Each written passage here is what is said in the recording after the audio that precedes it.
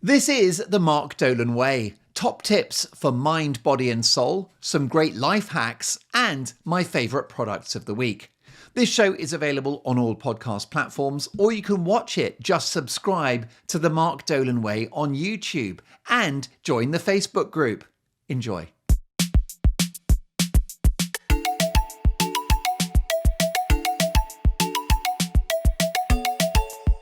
Hello and welcome to the show. I hope you're very well.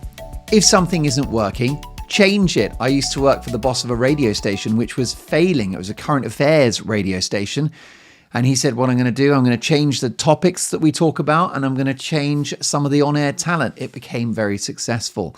If he'd carried on with the old format, it would have just run into the ground, lost more listeners, lost more money. If it ain't working, change it. Human beings are afraid of change. We're programmed not to. That's the comfort zone. But you must grasp the nettle.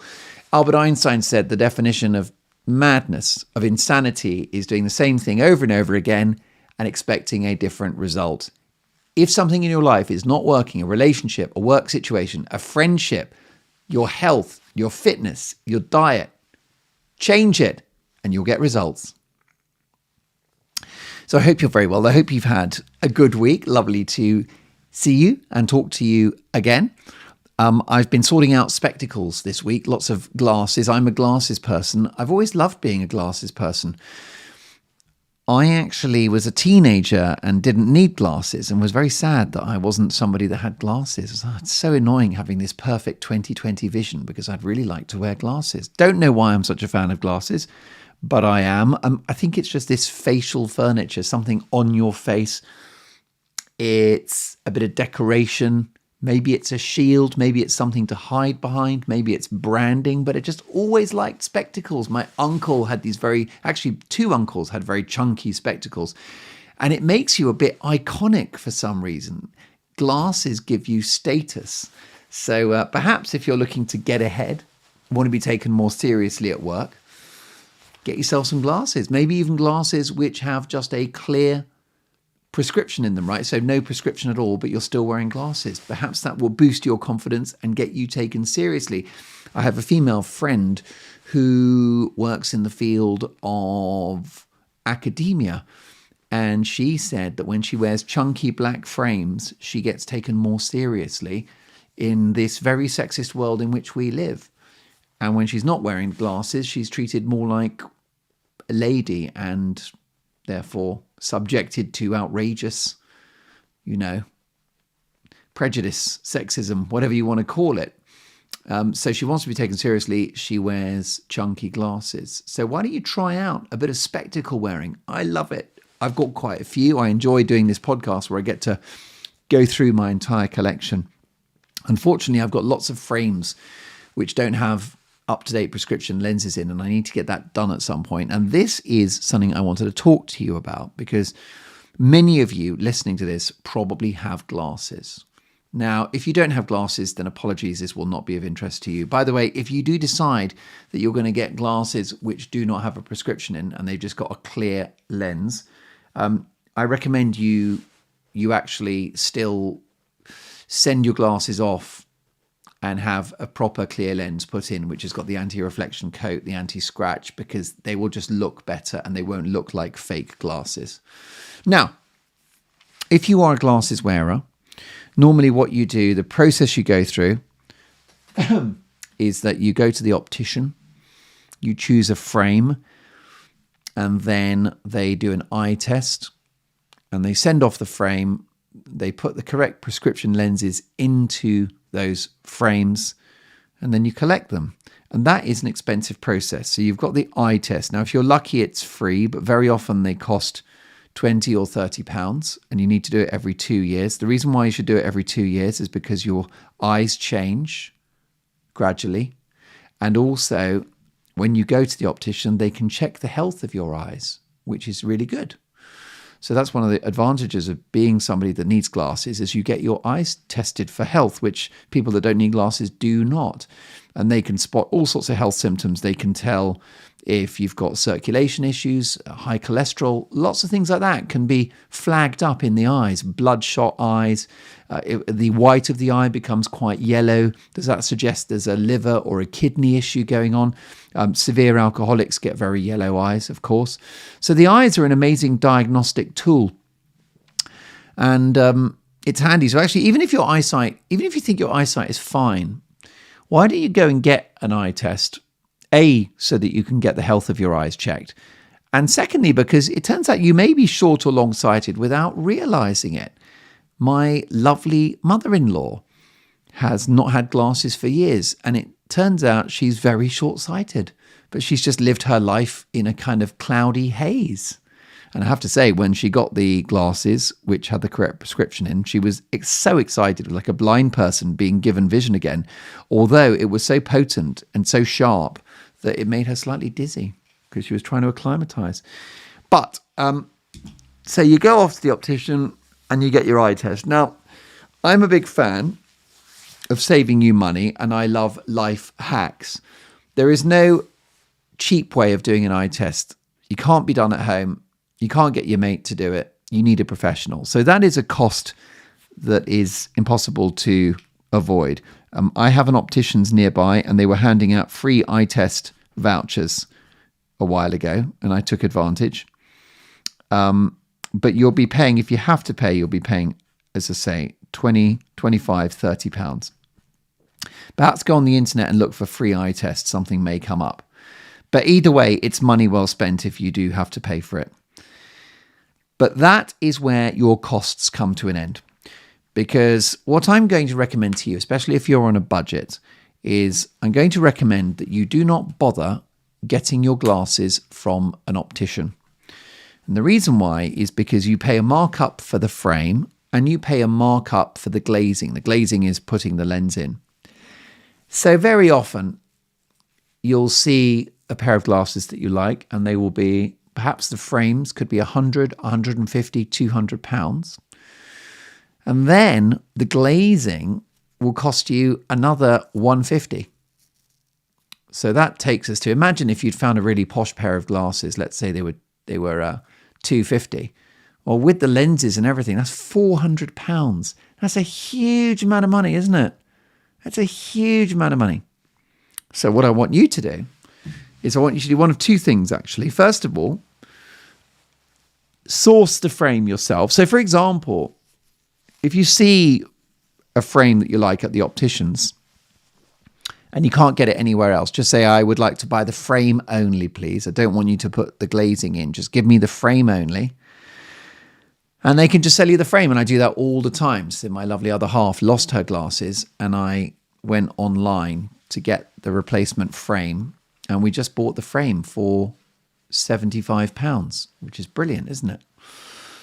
So you can either go to the optician and get or you can go online and just buy, if there's a certain frame you like, you can just search via eBay or any number of other websites, especially if there's a model. If you see a model of spectacle that you like, just Google it, purchase it directly, and then you're going to get it reglazed. So what that means is you're going to get lenses put in your glasses, and you simply go on the internet and you just Google reglaze my glasses, right? Reglaze, Reglaze. And I just did that earlier today in preparation for this show. And I found a deal where they could put new lenses into my existing frames for £27 for the pair. And that would be anti-scratch, anti-reflection. You need that, by the way. You must get the anti-reflection, anti-scratch coating. Otherwise, the lens looks very cheap and the light bounces off it in a very distracting and unattractive way. So 27 quid for the pair. Isn't that brilliant value? I saw another quote for 30, another quote for 35. And all you do, they don't care about the frame. You just send them the frame that you've got. They'll slam the lenses in and then they'll be sent by return of post. You'll have them within 5 days. But here's the crucial thing. They need your prescription. So what you have to do is when you get your sight test, you have to ask them for a copy of your prescription, because sometimes the opticians, they're quite clever and they sort of hang on to your prescription. They sort of hoard it, because of course that's where they get their power from, because they're the ones that are in possession of your prescription. So if you need glasses, you've got to do it through them. Well, you don't. You've paid for that prescription. Even if it was free, it still belongs to you. That's like your medical record. So when you get your eyes tested, I'm going to ask you, you've got to get them to email you your full prescription, or send you a PDF of it, or a printout. Printout's probably the best. But that's what I want you to do. So you must have a copy of it, because then what you do when you send your glasses off to the various online places that reglaze, and they will need a copy of your prescription. But there's one other thing. There's one other little catch, and this is how the opticians get you, is that very often on the prescription, it does not say your pupillary distance, the PD. And the pupillary distance is basically the distance between the two black dots in the center of your eyes. Full disclosure, I think my PD is 62. I think the average is about 60. So if you had to guess and you were desperate, I don't recommend this, but if you were desperate, you could just essentially 60 would cover most people. If it's a weak prescription, it doesn't really matter. But no, look, you should get your PD checked. But anyway, that's part of the prescription, is the pupillary distance. And on a good sight test, it'll be there, but it also may not be. And I remember I needed my glasses reglazed once, and I had the prescription, but not the PD. And the people said, we can't do it without the PD. So when you're getting your eyes tested, if the prescription does not say the pupillary distance on it, just ask them. Say, oh, by the way, could you tell me my pupillary distance? And the big thing is, it never changes, right? So mine is 62 forever. And that's it. And you send it off and you get your glasses, and it will save you an absolute fortune. So just imagine, right? I can get a couple of glasses with brand new lenses put in for £27 times 2. Less than 60 quid. The other great thing about this is you can go through your collection of old frames. Maybe there's a pair of sunglasses that you've fallen out of love with, and you can use that frame as a pair of normal glasses. And of course, the other great thing is that these companies will do you a prescription tint, probably for about another 10 or 15 quid. So you can get prescription lenses put in for perhaps 40 or 50 pounds. So infinitely cheaper than an optician. The optician's going to charge you, they could charge you 175, 200 maybe not that much, maybe 150 again for the tinted lenses, but a lot of cash. So there you go. It's very much a theme of this show is about finding workarounds, cutting out the middleman. The opticians, their job is to mark everything up. So there's a markup on the frame and there's a markup on the glazing. So if you send your glasses off to be glazed directly, there's no markup. You're getting a wholesale price, basically. It's spectacular. And by the way, if you were in Hong Kong or Singapore, you could get your glasses done for a tenner. But we're not in Hong Kong and we're not in Singapore, are we? Yeah, there you go. I think, does that cover the glasses thing? I think so. But yeah, I like them. Buddy Holly, the famous singer, insisted on wearing glasses. And the record company said, listen, you can't wear glasses. It's not glamorous. This was like the late 50s, I think it was, when he was around before his very sad plane crash. He crashed in a plane. But he did That'll Be the Day and lots of other hits. And he needed glasses. And they said, no, get rid of the glasses because you don't look like a pop star. And he insisted. He stood his ground. And he became an icon. And in a way, those glasses became his thing, his little leitmotif, his little branding, his trademark. In fact, so much so that a young John Lennon used to wear very similar Buddy Holly style glasses because he hero worshipped Buddy Holly so much. So Arnold Schwarzenegger was told to change his name to Arnold Strong because they said Schwarzenegger, that's a long, annoying German word. It won't look good on a movie poster. Well, he kind of proved them wrong, didn't he? So sometimes in life, stand your ground. If someone's trying to get you to change something about yourself that you actually like and you think reflects your identity, then just ignore them and do your own thing. Just say, no, thank you for your feedback, but I'm going to continue wearing these red shoes or have this strange haircut or this type of glasses. And it's going to be your thing. In fact, express yourself as much as you can in your clothes, with your hairstyle. I'm not a tattoo person, but if you want to get a tattoo, by all means, really good to express yourself. I really enjoy my clothes. I like waking up in the morning and deciding what I'm going to wear, what mood I'm in. It reflects my mood. Can I apologize? Today, I am presenting the show, if you're watching on YouTube, in a puffer jacket. And the reason why is because it's bloody freezing and I haven't turned the heater on yet. It's November the 1st. Happy November, one and all. Oh, I've just revealed the date of the recording. This will go out a few days later, won't it? It'll be something like the 5th of November when this goes out, but it is technically the 1st right now. And I've not yet had the heater on. And my idea is to wear a puffer jacket indoors, and so far so good. I've had to put my extra warm jumper on underneath.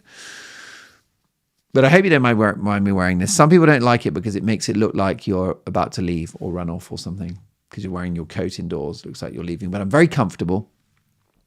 And this jacket I purchased in a charity shop. It's a red Uniqlo jacket. It's a down jacket. And it was about 10 sizes too big for me in the charity shop. It was XXL. And I took it to my lady and she altered it. So the jacket probably cost me maybe £12, and then the alteration cost me 20, which I know is a lot, but this is a down jacket, and when she cuts it open, feathers fly around. It's a bit of a specific job.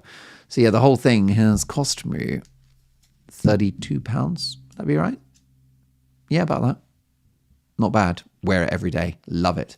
So don't forget that tip. You find an item of clothing that doesn't fit you, but it's very cheap. Buy it anyway and have it altered, because as long as it's too big, somebody can always make it smaller. I've been enjoying a book by, this week, Dan Carter. And he is a famous All Blacks rugby player. And his book is called The Art of Winning, which I would highly recommend. There's no way I can do it justice in this podcast. So do run out and get yourself a copy if you've got time. I'm listening to the audio book of it. But I'm actually going to have to sit down and listen to it and then write notes from it because I don't have the book. And I could almost justify getting the book as well, just so I've listened to it and then I can make notes on the thing, but I feel that would be a bit extravagant. I did that many years ago. I was given a copy of Sir Alex Ferguson's autobiography one Christmas, and I was very happy. So during the day I would read the hard copy, this lovely big hardback book, and then in bed at night with my other half, I would not disturb her. So then I purchased a Kindle version.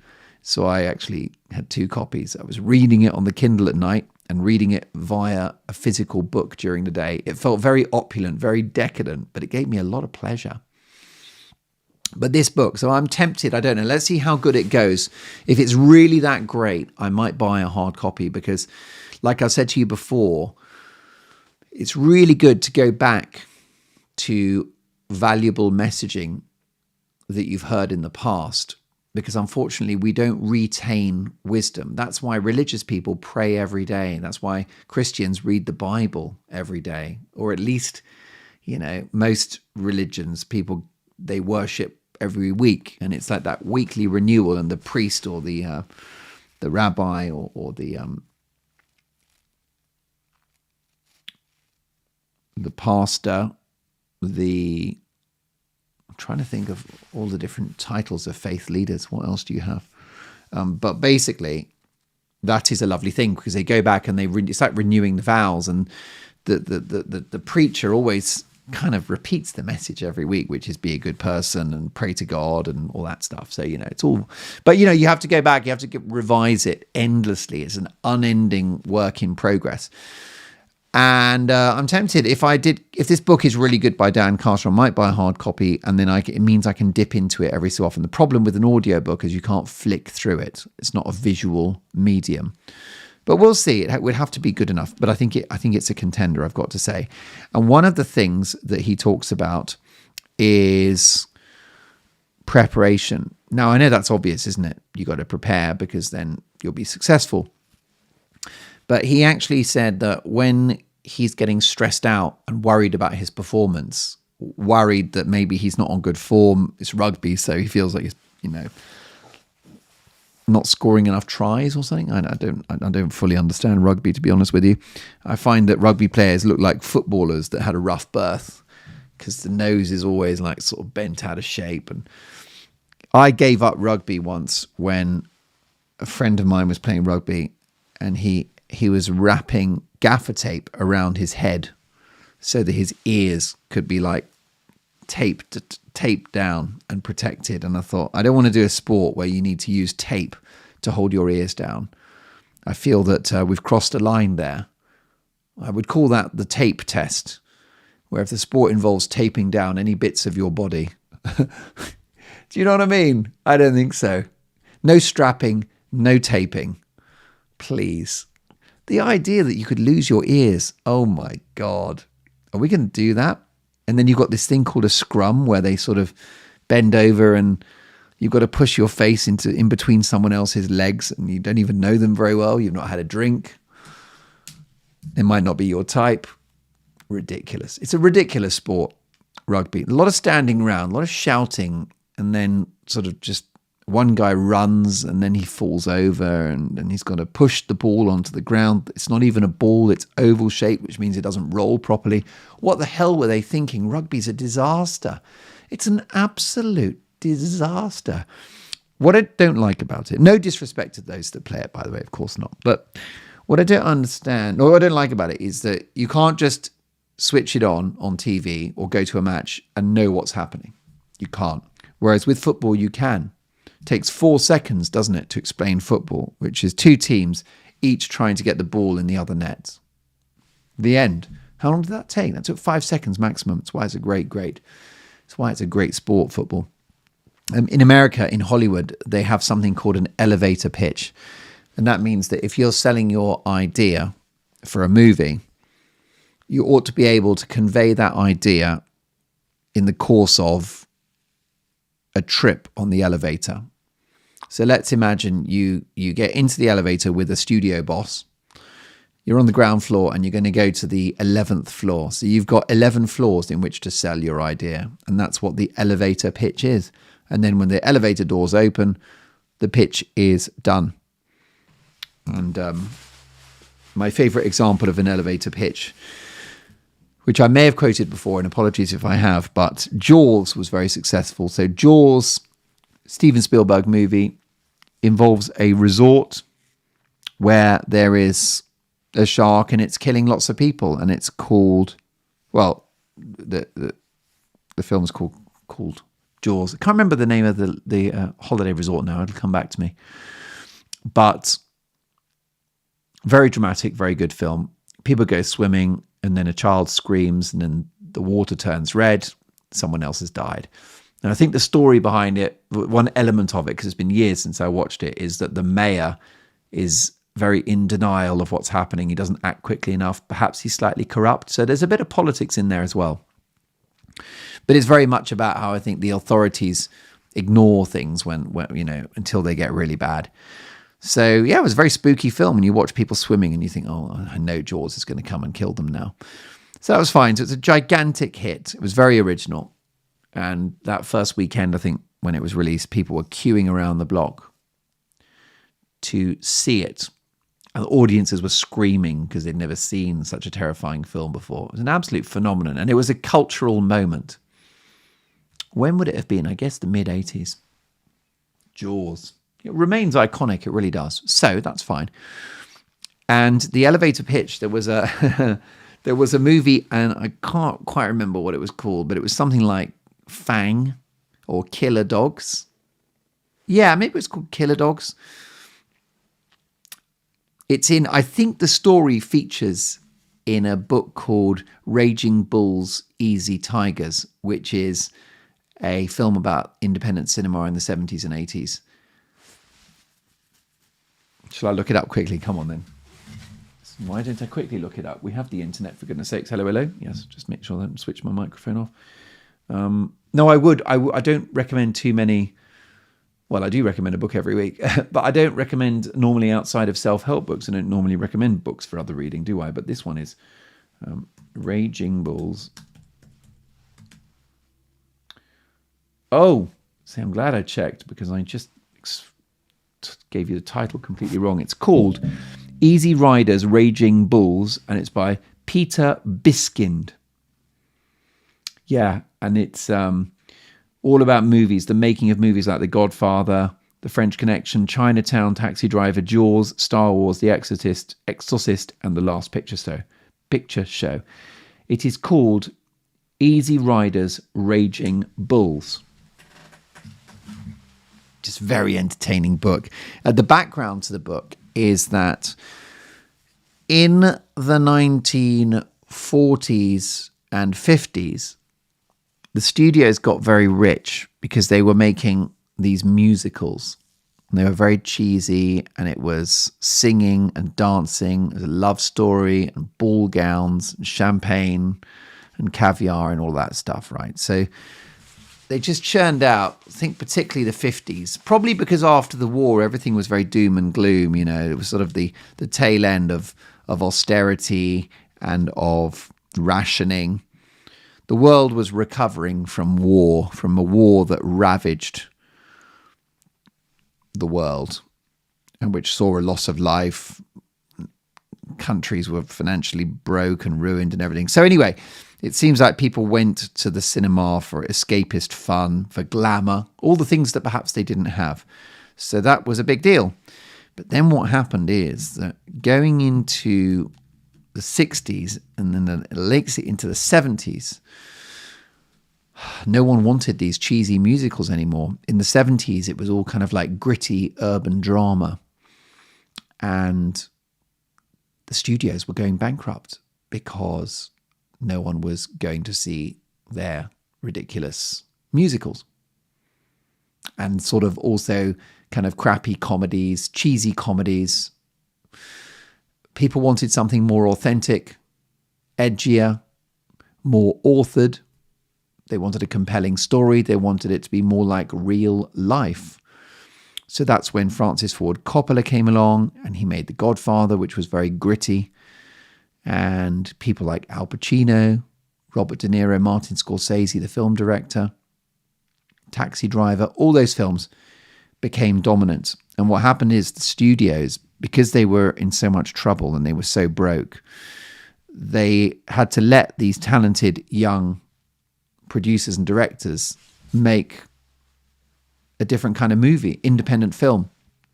So what a big studio like MGM would do is just say to Francis Ford Coppola, here's a bunch of millions, just go and make a film, please, that you think is a good film, and hopefully that will be successful, because their own, the in-house formula from the studios wasn't working anymore. So it was really a golden era of independent filmmaking, which meant a lot of creativity. We didn't see a kind of burst of creativity like that again until the arrival of HBO and then Netflix. But HBO were the originators of this because HBO were behind The Sopranos. And what they did is they let producers just make the films that they wanted to make. So rather than management and the studio execs being in control, you give control, you give the budget to the creative people, to the talented people who have a track record, and you say, right, you know what you're doing, you're a genius, here's a load of money, just go and make me something. So that's what happened in Hollywood in the 70s, into a little bit into the 80s, but then unfortunately the studios took control again. But then we saw it in TV in the 2000s with HBO and then Netflix. And now they all do it. You know, Amazon Prime, Apple, they find talented, creative people and they give them money and they say, go and make me a show. And it's very good. It's always good when the artist is in control. Look at shows like The Office, the original British version of The Office, created by and starring Ricky Gervais. His big thing was that he wanted full control of the product. So he got notes from the BBC, which he ignored. And he was willing to walk away from the project if he couldn't have his vision of it, which is why it was so bloody good. Because, you'll have watched TV comedies that clearly look like they've been created by a committee. And that's probably most comedies on TV, isn't it? But when you get somebody with an original voice like that and they're uncompromising, the same with Larry David. Now, when Larry David, who's the co-creator of Seinfeld alongside Jerry Seinfeld, when he was doing those first couple of early pilots, the first tryout episodes of the show, he refused to accept notes from the studio, which they found very annoying. But he said, I don't agree with your notes and I'm not going to listen to them anymore, and I think you're wrong. And he made a judgment, which is, look, if they fire me, they fire me. He said, my old life as a comedian wasn't that bad. I had a small flat. I was quite content. So if I have to, I'll live without this extra money, and I will just I'll just go back to square one. But he just wouldn't compromise. And that means that Seinfeld wound up being a very quirky, very original show. And I've got to say, from my own experience in TV, the less interference from senior management, the better. It depends, doesn't it? There are some great managers out there, but I'm afraid there are a few people who are just there to justify their job. And what you have to do is exist with those people and humour them, but try, where possible, to completely ignore them. I've had some horrible notes from the channel, the commissioning editors of channels who have willfully destroyed programs with terrible ideas. Oh my God, you've got no idea. I could tell you a million stories. So I think, and it's true, by the way, the same for you, whatever industry you're in, whatever you do, if you can have as much control as possible of what you're doing, it will be more successful. If I was a boss, and I would like to be a boss at some point, because I'd like to have a creative business where I've got people under me who I can challenge and improve and stimulate. And also, I like the idea of having a business, a venture, which enriches all involved, both financially, spiritually, and creatively. That's what I would like to do, and will eventually. Because I see good management and what it can do, and I see bad management and what it can do.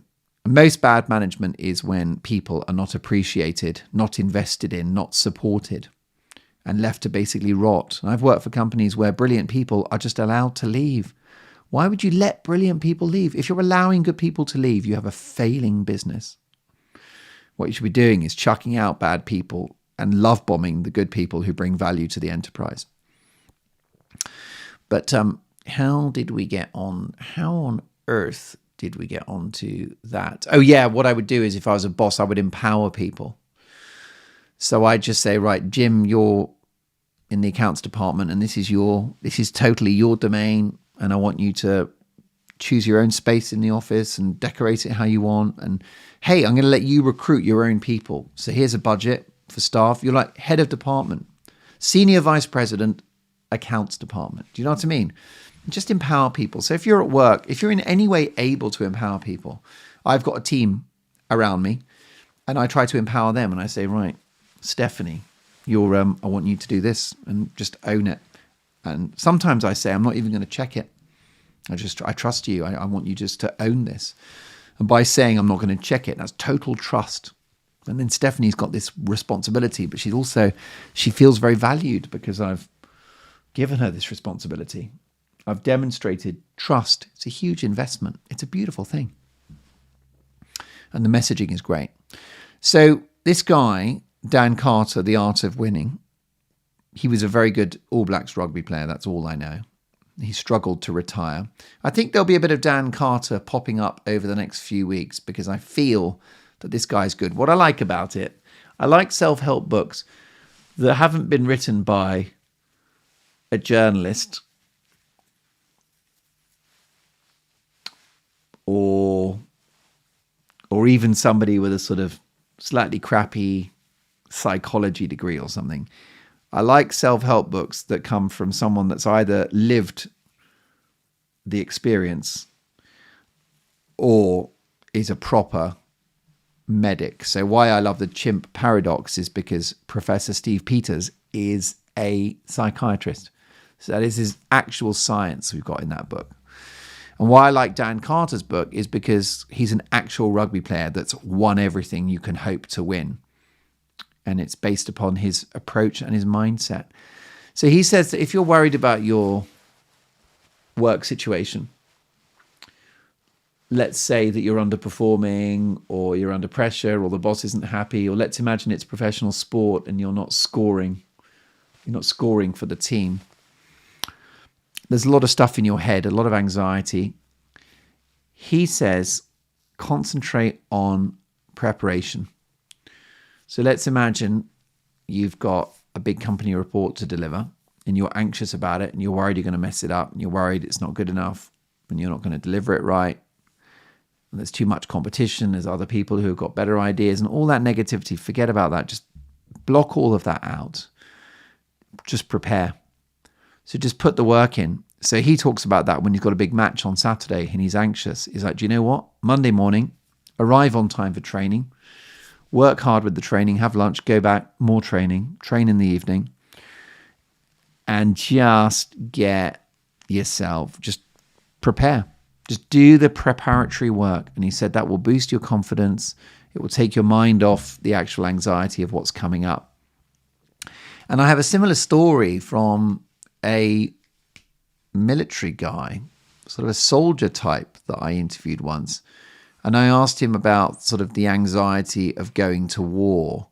Because imagine you're at home and you tell your family, right, I've been called up to go to a war zone. I mean, that's nerve-wracking, isn't it? Wouldn't you say that's a bit nerve-wracking? The knowledge you're going to fly out to a war-torn territory where you may lose your life. That's not very fun, is it? And what do you do with those emotions? Where do you put those emotions when they're floating around inside your head, which are not unreasonable emotions? And he said what he does is he gets his kit together. He prepares his kit, right? So he gets his bag out and he goes through. He's like, right, I need my trousers. I need my socks. I need my compass. I don't know. I need what technology do these people use? I don't know if they'd be, yeah, I guess, they get their gun ready. Bloody hell. Oiling the gun, sharpening the knives, polishing the bayonet.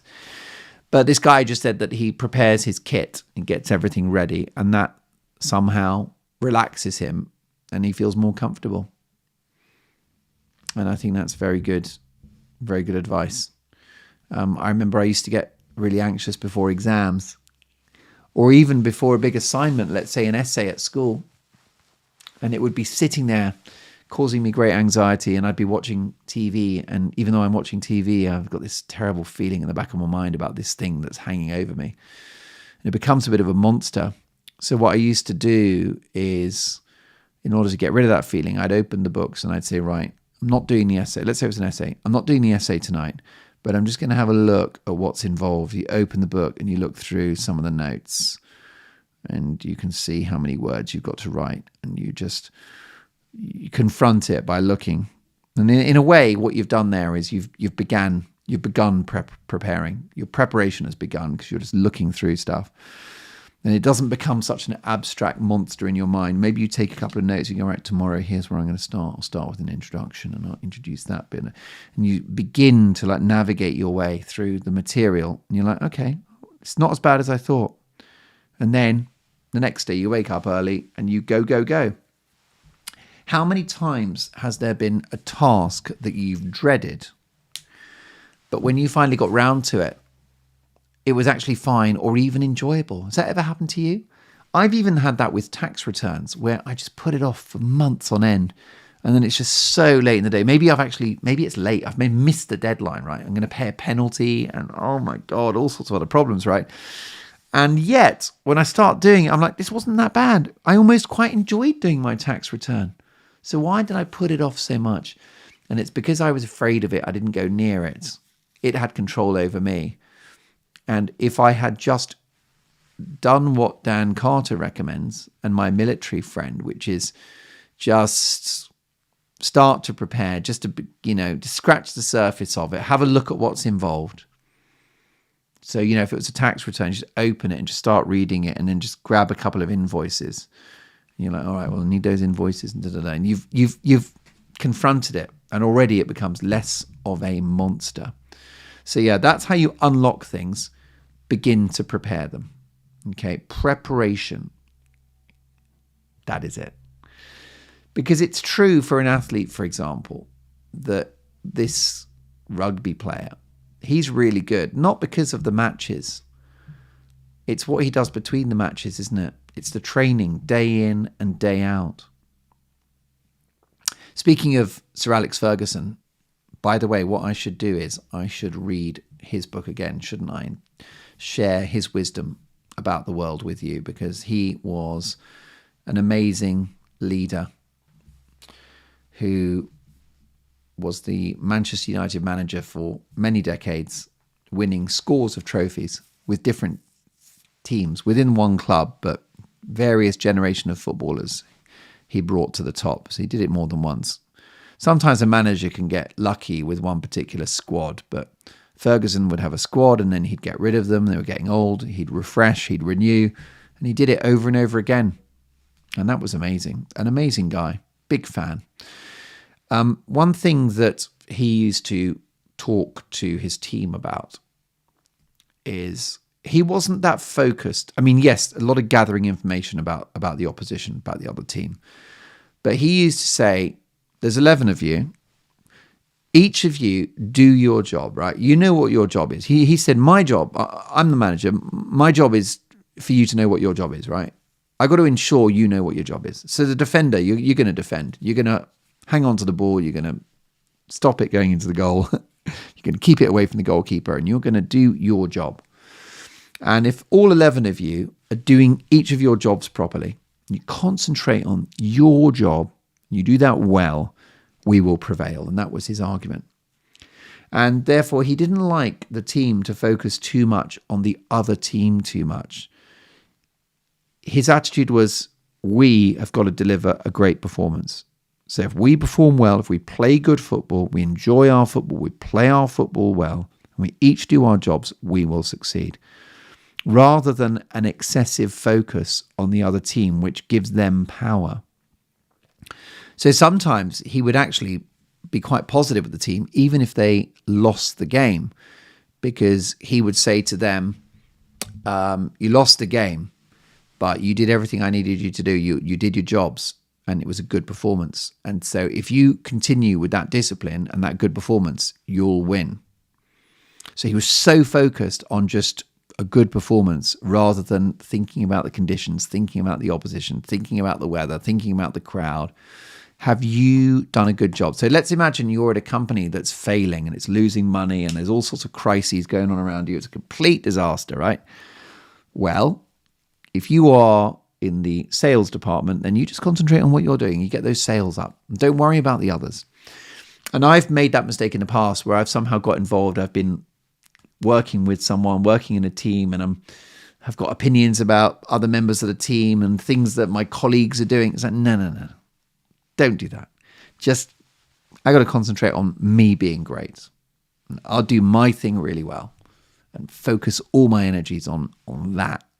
Don't try to fix other things. I'm not the boss. I'm not the CEO. That's their job to worry about all departments. I'm going to think about that.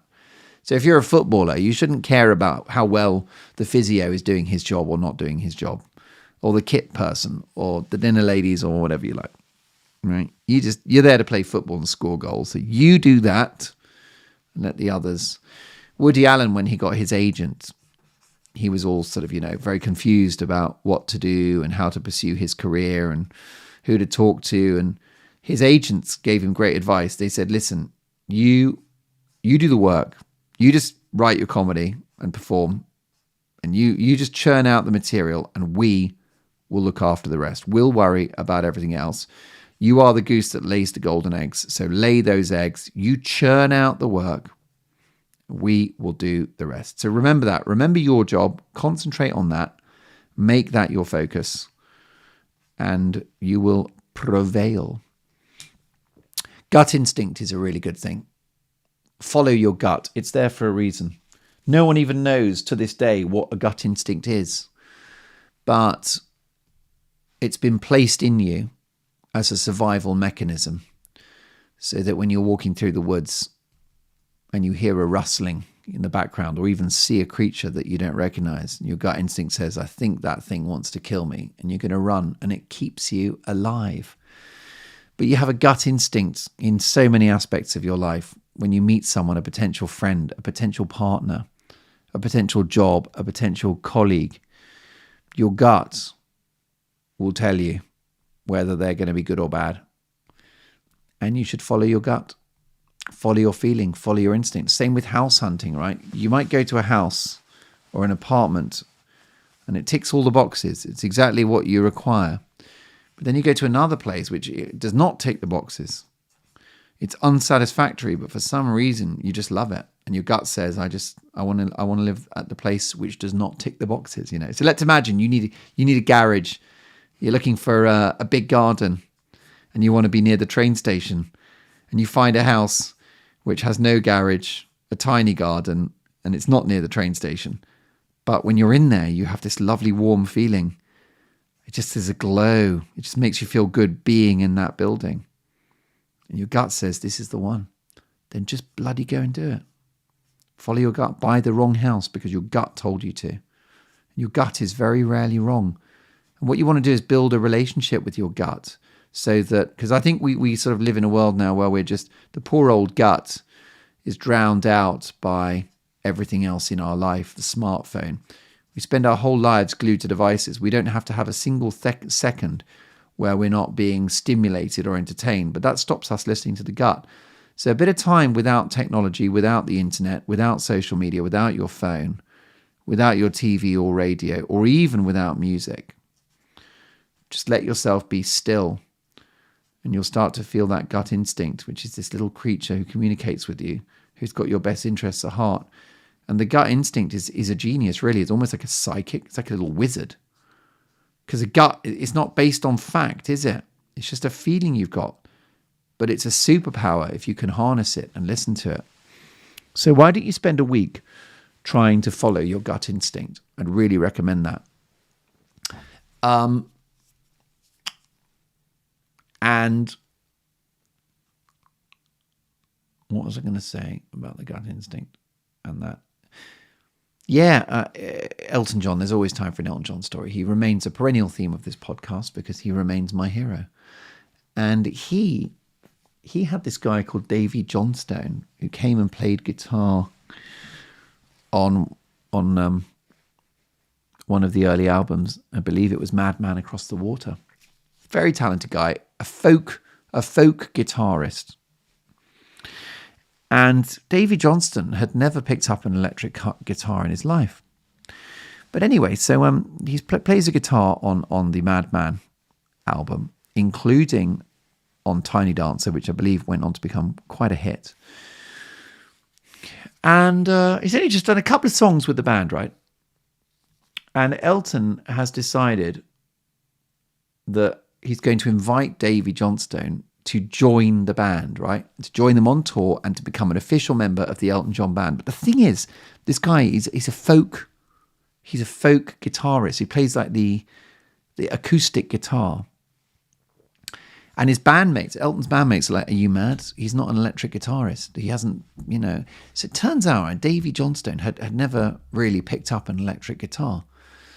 But Elton's like, I know, but I think he'll be fine. I think he'll be good with an electric guitar. I think he should be in the band.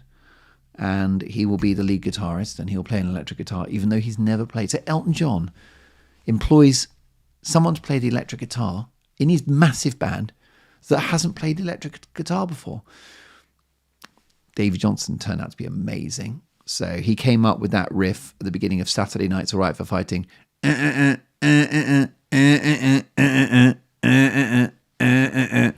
And the amazing bit in the middle of I'm Still Standing, where it goes down,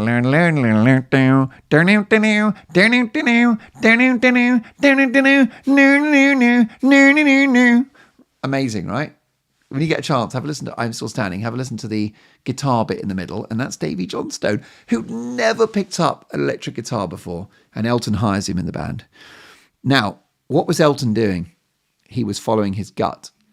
First of all, he'd watched the great skill of Davy Johnstone on the regular acoustic guitar. He's made a mental calculation, which is, well, if you can do that with an acoustic guitar, you can translate that to an electric guitar. This guy is very talented. He probably liked his company. He liked his vibe. He thought, I could go on the road with this guy. He's a pretty low-key, unobtrusive personality. But he just made a decision which seemed a little odd, but it was a gut feeling he had, and he was proved right. Davy Johnstone has been with Elton John now for 50 years. And they closed out the tour together. And if you watch that Glastonbury set, which you can see on YouTube, if you watch Rocket Man, the relationship between Elton and Davy Johnstone in that song, especially towards the end when Elton's on the piano and he's looking over at Davy, and Davy's got the guitar and Elton's got the piano. It's very quiet. It's very intimate. You wouldn't know that there were 120,000 people in the crowd watching. You wouldn't know that there were millions watching at home. But yeah, it's just that gut feeling. Other times in Elton's life when he's broken up the band, even though it was doing very well, or changed producer, or had a break from his lyricist, none of it made sense. All of it was like, what are you doing? You're mad. But that was a gut instinct. It was a feeling he had that it was time to move on. And if you look at his stellar career, I think he's been proved right. But you've got that too. You've got the same gut instinct in you. And your job this week is to try to make an effort to listen to it.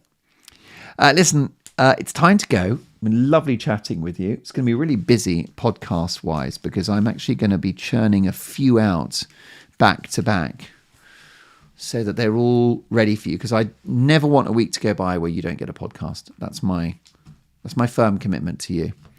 So I'll probably be back in the studio tomorrow and again a day or two after that. So therefore, in future episodes, we'll be talking about how to cook meats, a special trick for prawns, fixing things, shoes, asking for help and why that's important, the joy of hiking boots, and much, much more. So I've got some real gold coming up. I'm also going to bring you some more pearls of wisdom from Dan Carter and the Art of Winning. Also, I should conclude the review of the Arnold Schwarzenegger book as well, which is an absolute gem. But I'll leave you with this. It's getting cold, and can I just tell you that I have tried every type of glove in my life to stay warm. And I speak with authority because I ride a motorbike. Well, it's a moped. It's a 125 little motorbike thing. And for years, I have tried different sort of gloves. Now, when you're on a motorbike and you're riding along, especially quite fast, 60, 70 miles an hour, and it's really cold and it's wet, your fingers and knuckles are exposed. So even if you're wearing thick gloves, your fingers still get cold. And you shouldn't let your fingers get cold for a sustained period of time, because when you're older, you could then get arthritis and things like that. So it's important to keep your hands warm in the winter. But I found that it didn't matter how much I spent on gloves and how thick they got, my fingers would always eventually get cold. And one day I went and I bought mittens. And it was astonishing because although the mittens are not as thick as the actual expensive thick gloves I was using, my fingers never got cold in them. And that's because the fingers are next to each other. They keep each other warm because they're sort of physically together inside the mitten. And I think you also have this sort of pocket of warm air within the mitten because it's just one whole space that your hand fits inside. And then, of course, if you think about the wind blowing against the mitten, it's blowing against a flat surface area rather than 4 individual fingers. So there isn't that same exposed space, that exposed area. But anyway, I've tried everything to keep my hands warm, and mittens are absolutely brilliant. And I've done the same thing with skiing. So your hands get very cold when you're skiing, especially when you're sat on that lift.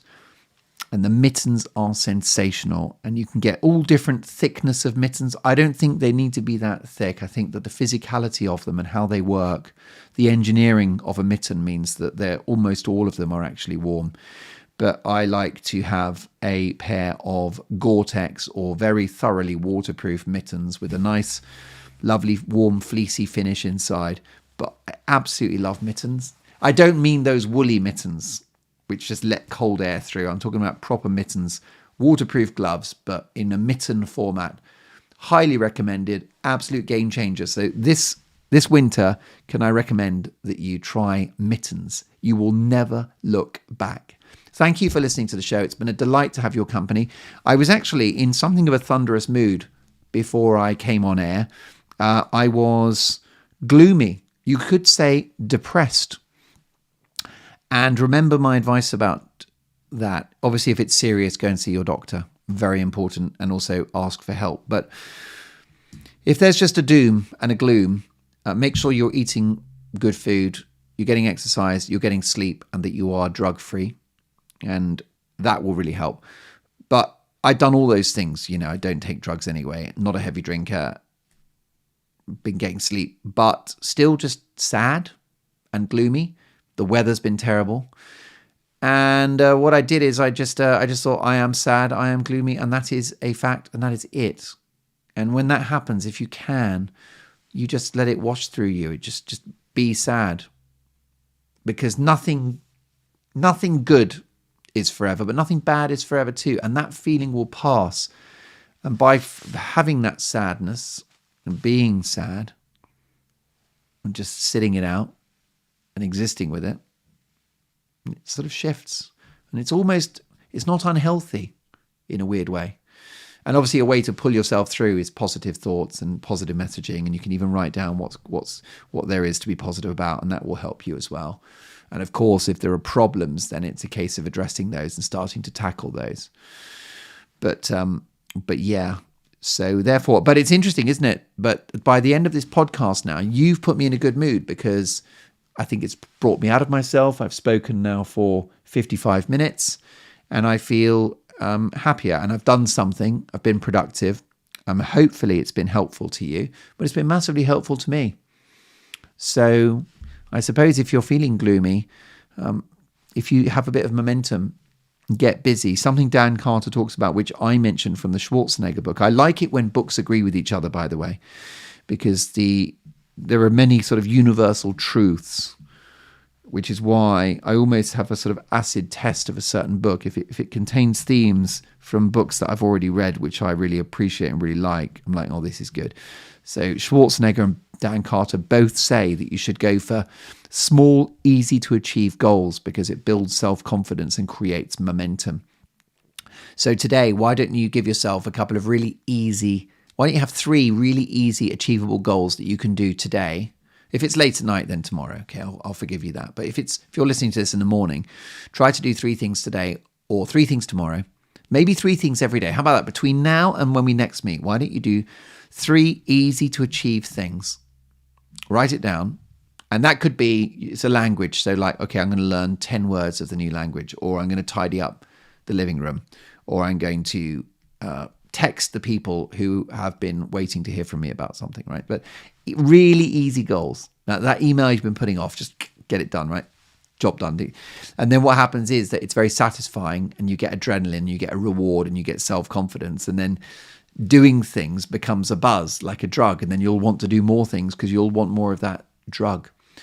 So I suppose doing this podcast today, that was an easily achievable goal, right? Which is to do the podcast. And now I feel good having done it.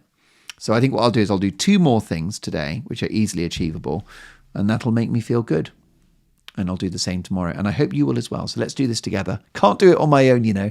This show is about us, not me. Loved your company. Go and have a great days. Go and great 7 days. Go and smash it. 3 easy goals and preparation, and follow your gut. Lots of love, and bye for now.